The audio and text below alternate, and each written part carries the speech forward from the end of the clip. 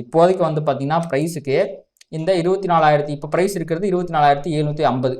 So இதுக்கு மேலே 24,838 கிட்டையும் லிக்விடிட்டி இருக்குது, 24,594 கிட்டையும் வந்து பார்த்தீங்கன்னா லிக்விடிட்டி இருக்குது.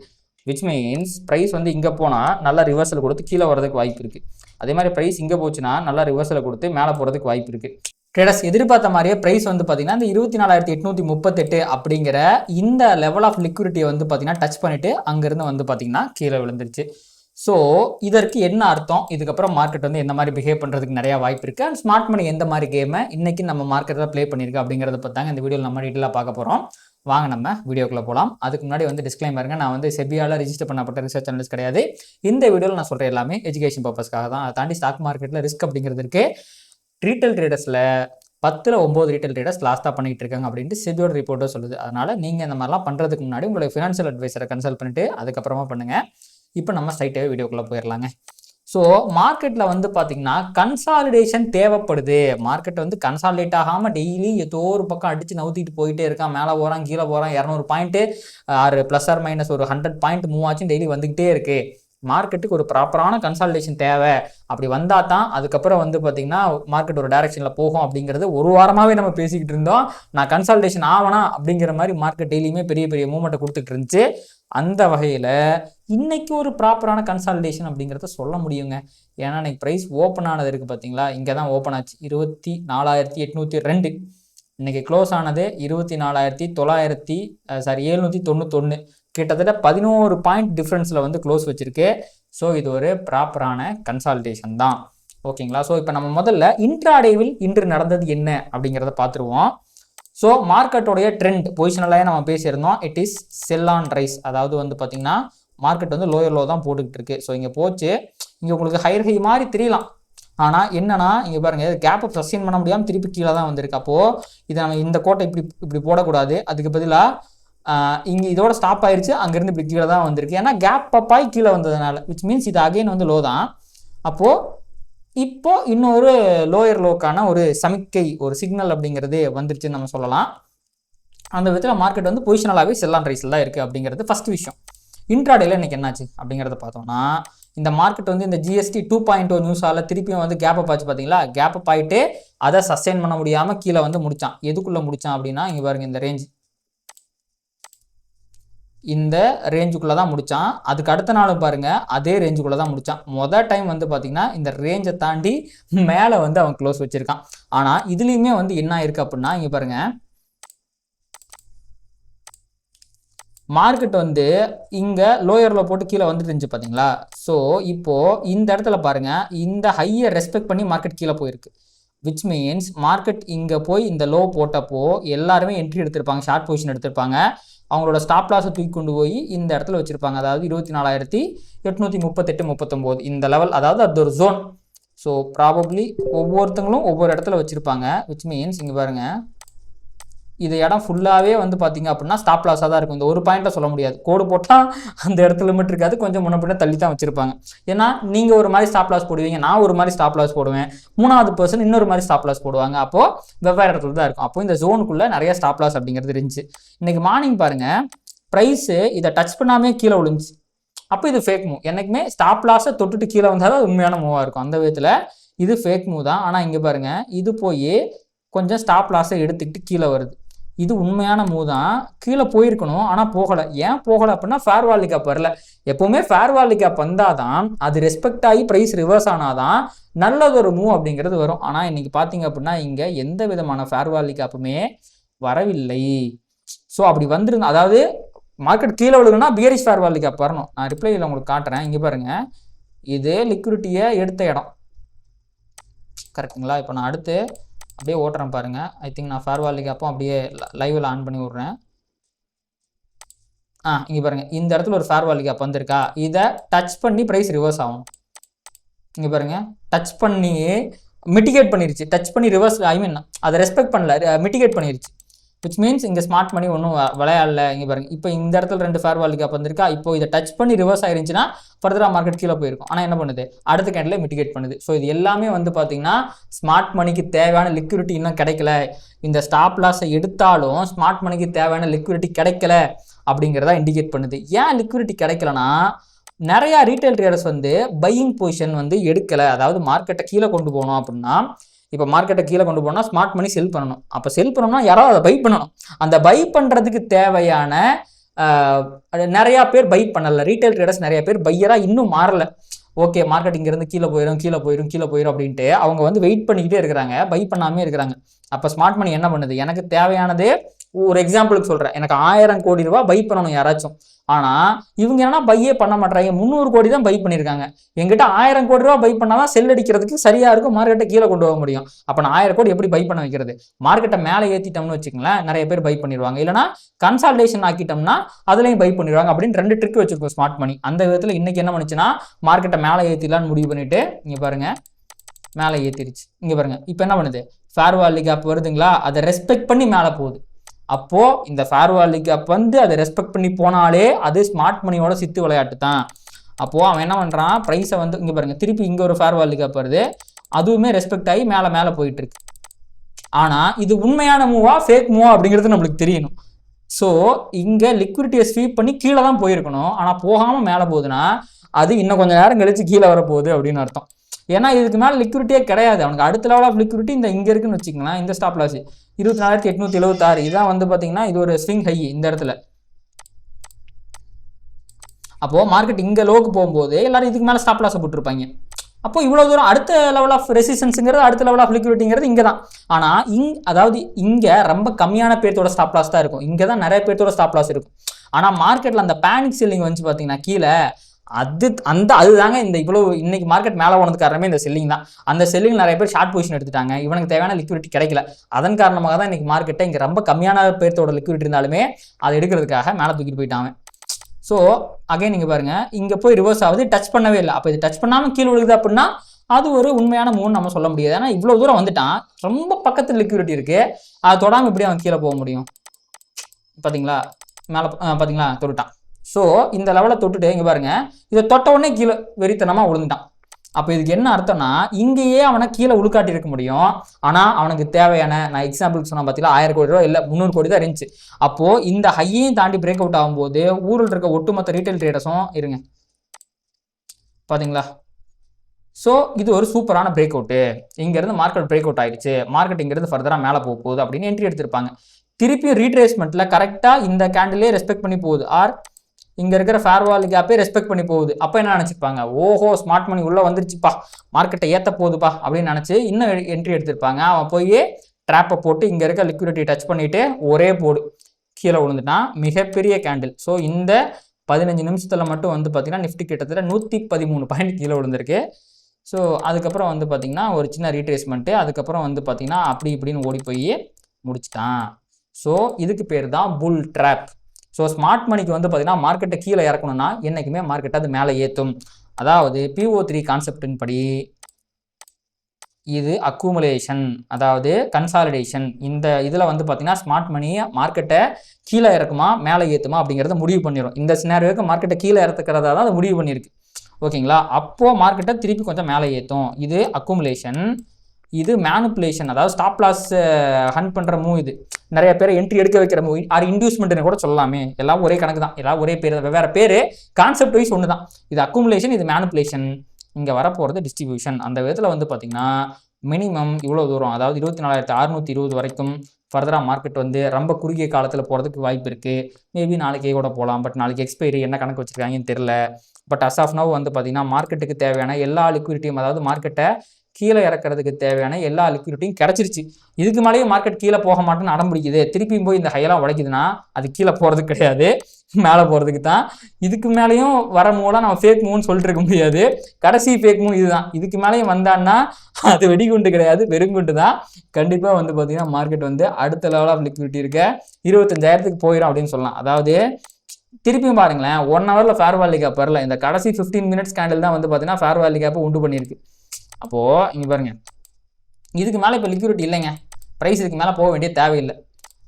ஸோ இங்கே இருந்ததுக்கும் அப்படி தான். பட் என்னன்னா இந்த ஒரு ஃபேக் மூவ், நியூஸால் ஒரு ஃபேக் மூவ் வந்ததுனால நிறைய பேர் செல்லுக்கு போனதுனால கொஞ்சம் மார்க்கெட் இன்னைக்கு கொஞ்சம் விளையாடிடுச்சு. இங்கேருந்து ரிவர்ஸ் ஆகிருக்க வேண்டியது தான், கிடைக்காததுனால மேலே போயிருக்கு. ஸோ இப்போ கிடைக்க வேண்டிய எல்லாமே கிடச்சிருச்சு. நிறைய பேர் வந்து பார்த்தீங்கன்னா இதில் இன்னைக்கு இன்ட்ராடேல பயங்கர புல்லிஷான மூவை கொடுத்தான், எதிர்பார்த்ததை மீறி மேலே போனான், கொடுத்த காசுக்கு மேலே கூவுறாண்டா கொய்யாலங்கிற மாதிரி மேலே போனால் அதை பார்த்து எல்லா ரீட்டைலர்ஸும் நம்பியிருப்பாங்க இன்னைக்கு மார்க்கெட் மேலே தான் போகுதுன்ட்டு. ட்ரெண்டிங் டே வேறு இன்னைக்கு, ஹையர் ஹை போட்டு ட்ரெண்டிங் டே போகுது அப்படிங்கிற மாதிரி நம்பியிருப்பாங்க. எல்லாத்தையும் ட்ராப் செய்து விட்டு மார்க்கெட் வந்து பார்த்தீங்க அப்படின்னா கீழே வந்து சுமூகமாக முடிச்சுட்டான். ஸோ இதை நம்ம ஒரு கன்சால்டேஷனுங்கிற மாதிரி கன்சிடர் பண்ணலாம், அது மேனுப்புலேஷன் கன்சிடர் பண்ணலாம். என்றைக்குமே மேனுப்புலேஷனுக்கு அடுத்து வர டிஸ்ட்ரிபியூஷன் மூவ் ரொம்ப கொடூரமானதாகவும் ஒரு பெரிய ட்ரெண்டை கொண்டு வரதாகவும் இருக்கும். அந்த மாதிரி மூவ் வரதுக்கான ப்ராபபிலிட்டி கணக்கு தான் மார்க்கெட்டில் 100% ஒன்றுமே கிடையாது. 90% சான்ஸ் இருக்குது இங்கேருந்து ஃபர்தராக மார்க்கெட் வந்து கீழே இறங்குறதுக்கு. மீதி 10% வந்து பார்த்திங்கன்னா ஓகே 10% வேணாம், ஒரு 5% வந்து பார்த்திங்கன்னா மார்க்கெட் இப்படியே கன்சாலிடேட் ஆகி கூட முடிக்கலாம் நாளைக்கு. ஹூனோஸ், கண்டிப்பாக இங்கேருந்து மார்க்கெட் கீழே போயிருந்தா போகலாம். நாளைக்கு எக்ஸ்பைரி பிடிச்சி வச்சிடறாங்க, இப்போ கன்சல்டேஷன்லேயும் முடிஞ்சிருது. கேட்க முடியுமா ஏன் கீழே விழுதுன்னு கேட்க முடியுமா? மார்க்கெட் இஸ் ஆல் அபவுட் ப்ராபபிலிட்டிங்க. அப்போது 90% கீழே விழுறதுக்கு வாய்ப்பு இருக்குது, அதிகபட்சமான ப்ராபபிலிட்டி கீழே விழுறதுக்கு தான் இருக்குது. அப்படி இல்லைனா கன்சல்டேஷனுக்கு ஒரு 5% இருக்குது, ஆர் ஈவன் 7% கூட வச்சுக்கலாமே. மீதி 3% இங்கிருந்து மேலே போகிறதுக்கு இருக்குது. அதையும் நம்ம வந்து தவிர்த்திட முடியாது. அதுக்கு வந்து பார்த்தீங்கன்னா அஸ்பர் த டெக்னிக்கல் சான்ஸே கிடையாது. ஆனால் மார்க்கெட்டில் 100% எதுவுமே இல்லை, எது வேணால் நடக்கலாம் அப்படிங்கிறத குறிப்பிடுறதுக்காக நான் ஒரு 3% ப்ராபபிலிட்டி மேலே போகிறதுக்கும் கொடுக்குறேன். ஸோ மோஸ்ட்லி கீழே வரதுக்கு அதிகமான வாய்ப்பு இருக்குது. என்ன போகுது அப்படிங்கிறத பொறுத்திருந்து பார்க்கலாம். அண்ட் பொசிஷனலாக வந்து பார்த்தீங்கன்னா முன்னாடியே பார்த்த மாதிரி தான் 1 ஹவரில் எந்த விதமான ஃபேர் வேல்யூ கேப்பும் வரல. கடைசி 15 மினிட்ஸ் கேண்டில் வந்திருக்கு இந்த ஃபேர் வேல்யூ கேப் வந்திருக்கு. பட் ஸ்டில் இது லிக்விடிட்டி ஸ்வீப் படித்து வந்திருக்கிறதுனால நம்ம நம்பலாம். அண்ட் இன்னைக்கு மார்னிங்லேருந்தே வந்து பார்த்தீங்கன்னா இந்த 800 இருக்கான் பார்த்தீங்களா, 800 ப்ரைஸால் தாண்டவே முடியலைங்க. இருங்க நம்ம 800 ஒரு கோடை போட்டுக்குவோம். இதுதான் வந்து பார்த்தீங்கன்னா 800. இங்கே பாருங்கள், இந்த இடத்துல கொஞ்சம் கீழே வந்தான், ஆனால் இதெல்லாம் பாருங்களேன் விக்கு நல்ல பையிங் ப்ரெஷர் மேலே போயிட்டான். திரும்பி பாருங்கள் இந்த இடத்துல ஒரு ரிவர்சல் கேண்டில் மேலே போயிட்டான். ஸோ இந்த 800ங்கிறத டிஃபெண்ட் பண்ணிக்கிட்டே இருந்தாங்க இந்த பையர்ஸ். ஏன்னா 800ங்கிறது ஒரு psychological support level. Okay 800 price bounce back ஆகுது, அப்போனா வந்து மார்க்கெட் புல்லிஷாக தான் போகுது, அடுத்து 25,000 நோக்கி போகுது அப்படின்ட்டு எல்லாத்தையும் நம்ப வைக்கிறதுக்காக இந்த வேலையை பார்த்துட்டு இருந்தாங்க. பட் அட் லாஸ்ட் வந்து பார்த்தீங்கன்னா ப்ரைஸ் 800க்கு கீழேயுமே க்ளோஸ் வச்சிருக்கு. ஸோ இதுவுமே வந்து பார்த்தீங்கன்னா செல்லர்ஸ் வந்து தங்களுடைய வேலையை கேட்ட ஆரம்பிச்சிட்டாங்க. அதாவது இது வரைக்குமே பையர்ஸால் டிஃபெண்ட் மட்டும் தாங்க பண்ணுறாங்க பையர்ஸ் இது வரைக்குமே. ஸோ இன்றைக்குமே இப்போ வந்து பார்த்தீங்கன்னா சிபிஆருக்கு மேலே தான் முடிச்சிருக்கு. ஸோ ப்ரைஸை வந்து டிஃபெண்ட் பண்ணியிருக்காங்க, ஆனால் ப்ரைஸை பெருசாக ஏற்ற முடியல. இதுக்கு முன்னாடி ஒரு மிகப்பெரிய கேப் அப் வந்துமே ப்ரைஸை ஏற்ற முடியல. அன்றைக்கும் சிபிஆருக்கு மேலே தான் முடிச்சாங்க, R1க்கு மேலே கொண்டு போக முடியல. இதுவுமே வந்து பார்த்தீங்கன்னா ஒரு பையர்ஸ் கிட்ட சுத்தமாக ஸ்ட்ரென்த் இல்லை, ப்ரைஸை அவங்க விருப்பப்படலை மேலே கொண்டு போகிறதுக்கு. ஜஸ்ட்டு கீழே போகாமல் தடுத்து தான் நிறுத்திட்டு இருக்காங்க. செல்லர்ஸும் இந்த நேரத்தில் விருப்பப்படலை ப்ரைஸை கீழே கொண்டு போகிறதுக்கு. இது வரைக்கும் அவங்க வந்து விருப்பப்படலை, இப்போ தான் அந்த விருப்பத்தை காட்டியிருக்காங்க இந்த லிக்விடிட்டி ஸ்வீப் படித்ததன் மூலமாக. ஸோ நம்ம முன்னாடியே சொன்ன மாதிரி மார்க்கெட் கீழே போகிறதுக்கு தான் அதிகமான வாய்ப்புகள் அப்படிங்கிறது இருக்குது. ஸோ பொசிஷனலாமே வந்து பார்த்திங்கன்னா இந்த fair value gap 1 hour 15 minutes candle வந்ததுனால இதுக்கும் கொஞ்சம் பவர் இருக்குது லிக்விடிட்டி ஸ்வீப் படித்ததுனால. பட் ஸ்டில் மேபி இப்போ இது 1 ஹவர் விட்டு ஒரு 4 ஹவரில் ஒரு ஃபேர் வேல்யூ கேப் வந்துருச்சுன்னு வச்சுக்கோங்களேன், கண்டிப்பாக மார்க்கெட் இங்கிருந்து நல்லா கீழே போயிடுவான் அப்படிங்கிற மாதிரி நம்ம ஒத்துக்கலாம். அது வரைக்கும் வந்து பார்த்திங்கன்னா மேபி இன்னுமே கன்சால்டேஷனுக்கான சான்சஸும் இருக்க தான் செய்யுது. இந்த ஃபேர் வேல்யூ கேப் வந்து கடைசி 1 ஹவரில் வந்துருந்துச்சு. ஸோ இப்போது நாளைக்கு மார்க்கெட் வந்து இந்த கேண்டிலே தாண்டவே இல்லைன்னு வச்சுக்கோங்களேன், இது ஒரு ஆர்டர் பிளாக் ஆயிரும். இந்த கேண்டில் தாண்டலைன்னா, அதாவது 791 பக்கமே போல மார்க்கெட் வந்து ஓப்பன் ஆகி க்ளோஸ் ரெண்டுமே 762 கீழேயே முடிச்சிருக்குன்னு வச்சுக்கோங்களேன், இது ஒரு ஆர்டர் பிளாக்காக மாறிடும். அப்படி மாறிடுச்சுன்னா கூட ஓகே, மார்க்கெட் வந்து லாஸ்ட் ஹவரில் கொஞ்சம் கீழே விழுந்துச்சு, அதனால் ஒரு ஆர்டர் பிளாக் அப்படிங்கிறது கிரியேட் ஆயிடுச்சு.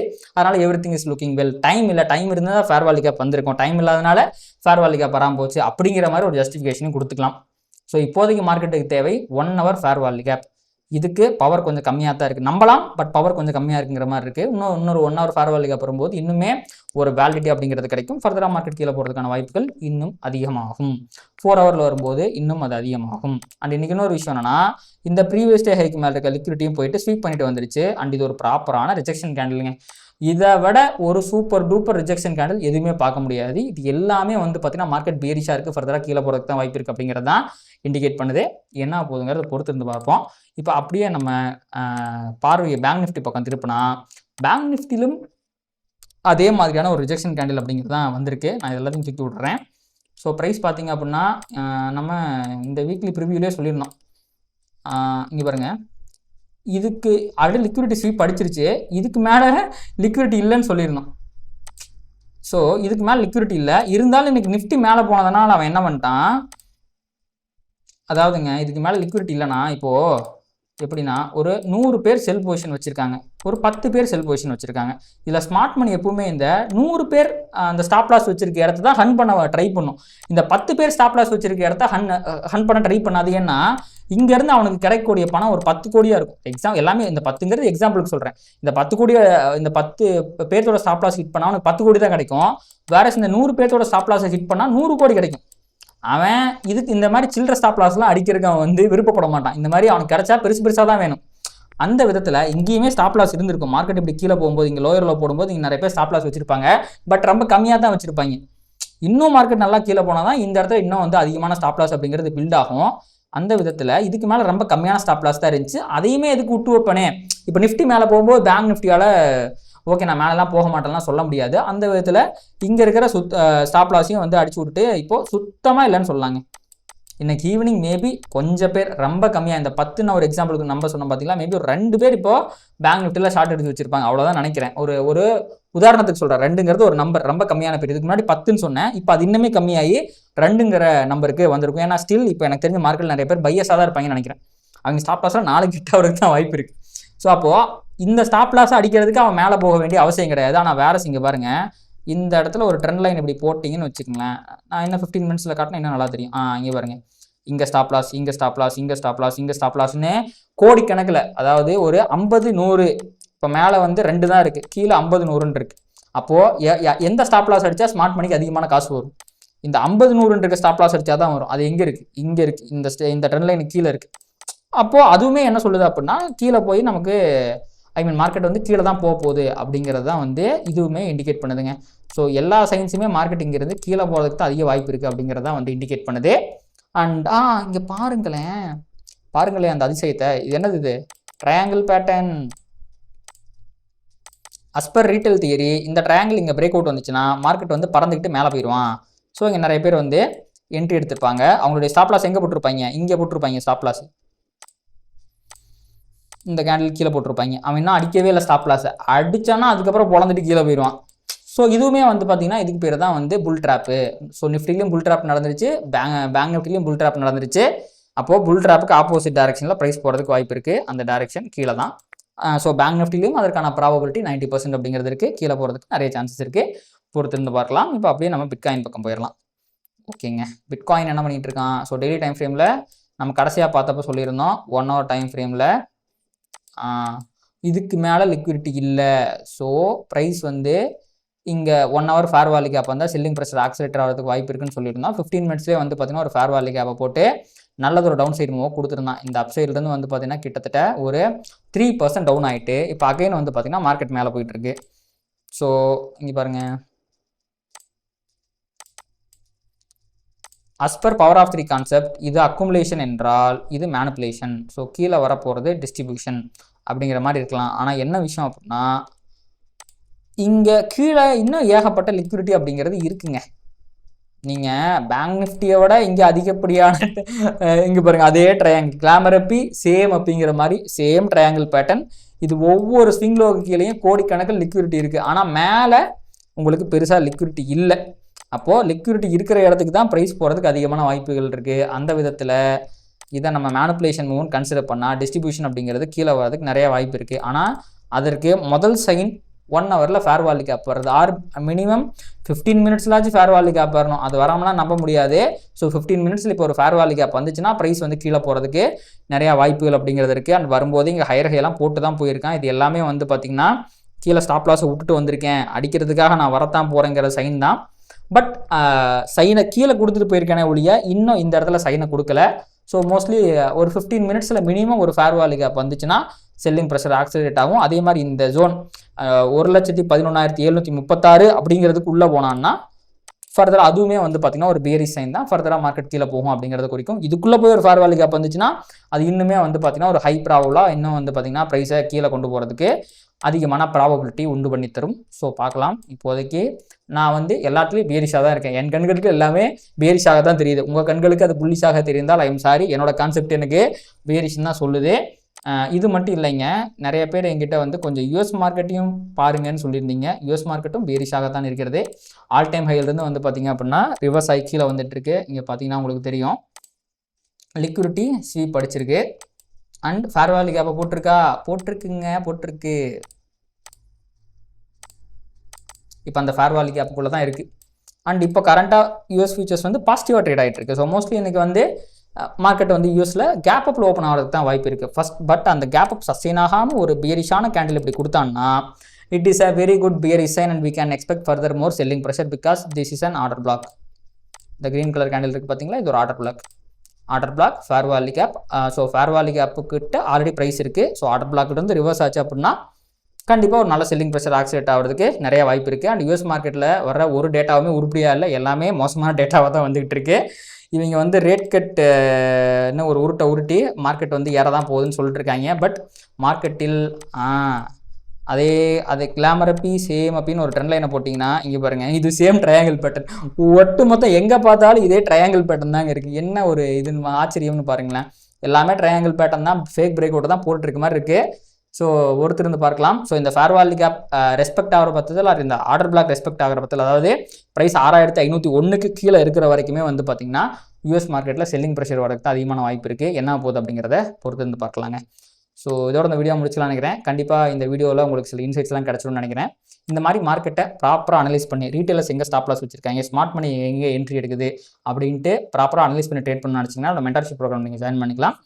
அதை தாண்டி உங்களுக்கு இந்த வீடியோ பிடிச்சிருக்கு அப்படின்னா இதை லைக் பண்ணுங்கள், கமெண்ட் பண்ணுங்கள், ட்ரேட் பண்ணுற மற்றவங்களுக்கும் ஷேர் பண்ணுங்கள். அது யூடியூப் அல்காரிதம் ட்ரிகர் பண்ணி நிறையா பார்வையாளர் நம்ம சேனலுக்கு வந்து சேர்க்கும். நன்றி.